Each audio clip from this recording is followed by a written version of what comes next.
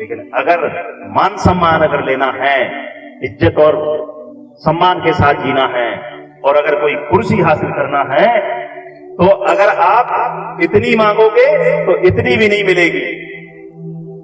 डंडे खाना पड़ेंगे, पिटना पड़ेगा, एड़ियां रगड़ना पड़ेंगी। तुम्हारे पुरखों ने तुम्हारे लिए एड़ियां रगड़ रगड़ करके जान दी है।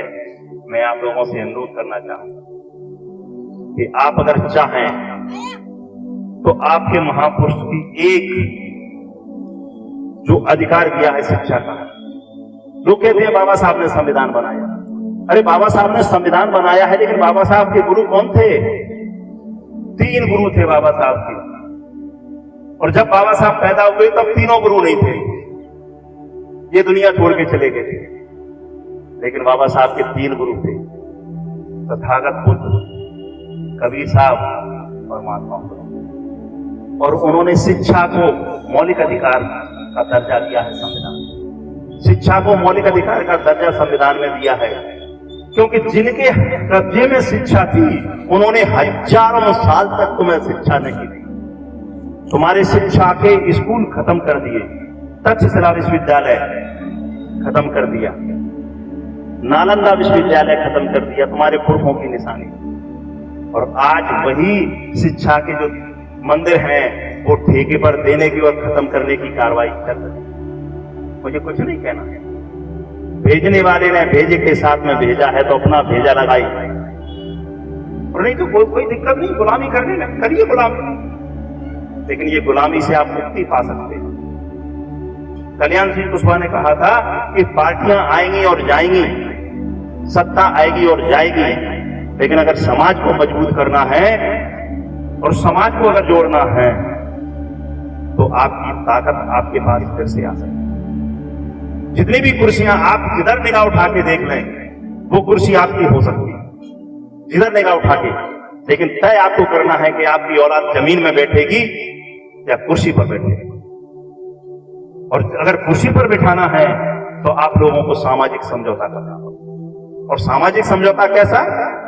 जो पीड़ित लोग हैं, अन्याय अत्याचार के शिकार लोग हैं, किसी भी स्थिति में किसी के भी साथ में, उन लोगों को एक होना पड़ेगा, एक जाजम पर आना पड़ेगा, और एक जाजम पे आकर के फैसला लेना पड़ेगा कि भैया तू भी कुटा पिटा है, मैं भी कुटा पिटा।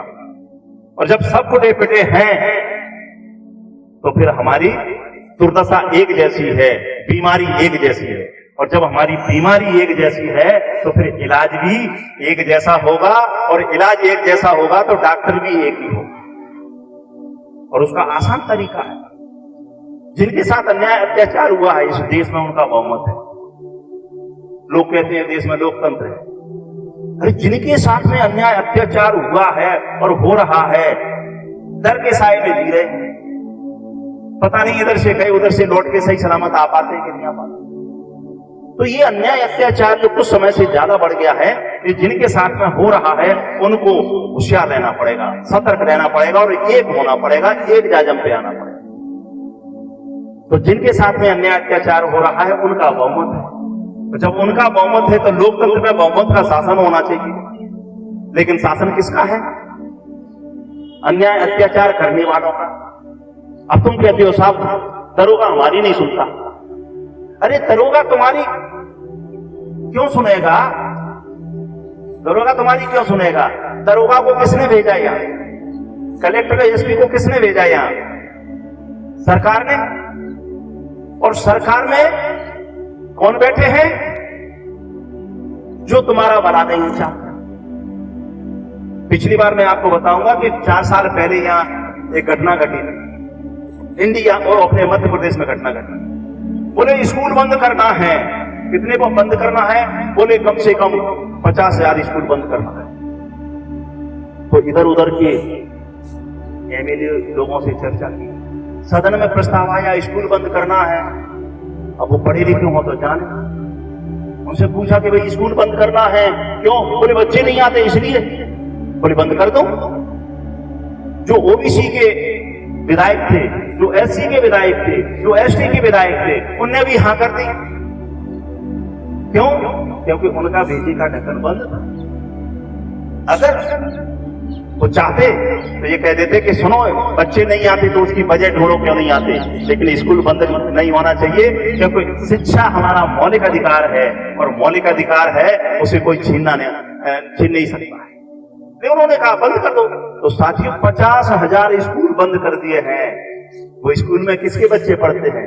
टुंडा, कुड़ेरा, खचेरा, सल्टू, पलटू, नकटू, चिंटा, झिंगुरिया, इनके बच्चे पढ़ते हैं। अब जब इनके बच्चे पढ़ते हैं तो अब जब स्कूल ही बंद हो जाएंगे तो क्या करेगा?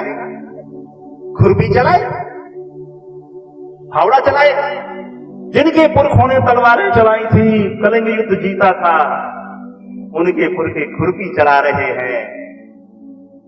सोचो, व्यक्ति फावड़ा चला रहे हैं। चाहे तो तुम फिर से उस पोजीशन में आ सकते हो, लेकिन मैं केवल इतना ही निवेदन करना चाहूंगा कि यदि वास्तव में आप अपना भला करना चाहते हैं तो जो पीड़ित लोग हैं, जो वास्तव में शिकार लोग हैं, उन्हें एक जाजम पर आना पड़ेगा और वहां केवल जो जाजम पर आए हैं उनकी चलना चाहिए, नेताओं की नहीं चलना चाहिए। नेताओं की सुनना बंद करो और सारे समाज के लोग इकट्ठे हो जाओ, तुम्हारा भला होगा, तुम्हारी औलाद का भी भला। साथियों, आपने मुझे सम्मान दिया, उसके लिए मैं विशेषकर अशोक कुशवाहा जी को और उनके साथियों को धन्यवाद देना चाहूंगा। और पुनः मैं महात्मा फुले को नमन करना चाहूंगा, उनको सतत नमन करना चाहूंगा। धन्यवाद। जय भीम, जय भारत, जय बहुजन समाज। धन्यवाद। मंडलीय संघर्ष करो, हम तुम्हारे साथ हैं। मंडलीय संघर्ष।